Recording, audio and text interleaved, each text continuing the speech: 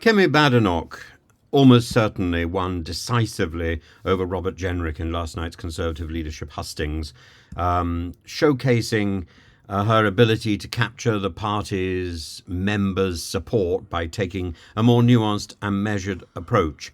While Jenrick went all in on a singular immigration policy focusing heavily on leaving the European Convention of Human Rights, Badenoch struck a balance between firm principles and pragmatism. She criticised Jenrick's flagship proposal to withdraw from the ECHR as a divisive move that would only fuel further infighting within the Conservative Party, and in that she's absolutely right. In her view, rushing such decisions could damage unity, stressing that the ECHR exit was not a silver bullet. Particularly not if the Conservative Party is going to be out of office for 5-10 years. Badenoch's broader strategy of patience and careful recalibration resonated with the audience. She didn't shy away from acknowledging the deep issues within the party and framed herself as the engineer to fix a broken system rather than making grand promises that might be impossible to deliver.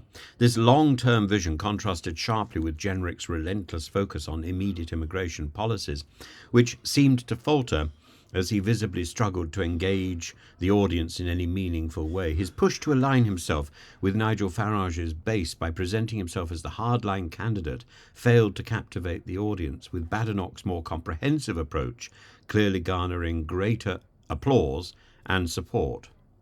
Badenoch also distinguished herself by tackling concerns over social media social media abuse by children and committing to reverse Labour's VAT on private school fees, which were tangible, immediate proposals which the audience could get behind. However, her true strength lay in her appeal to Conservative values, arguing that the party must revisit its core principles to rebuild itself effectively in opposition. But again, she doesn't itemise, she doesn't specify what those core values, what those magical core values actually might be. Jenrick, though sharp on immigration, appeared rattled, struggling with the pace of his responses and lacking the personal connection needed to shift momentum. His claim that the Conservatives' defeat was solely due to their failure on immigration did not land well with either the audience or the wider electorate, as his narrow focus felt out of step with the broader challenges facing the party. And of course, I think he's absolutely wrong. In the end, Badenoch's calm composure, her clear principles, her vision for the party unity gave her the edge, and her ability to engage with the more complex issues without resorting to populist promises allowed her to win over the live audience by by engaging with the overwhelming show of support at the event's conclusion.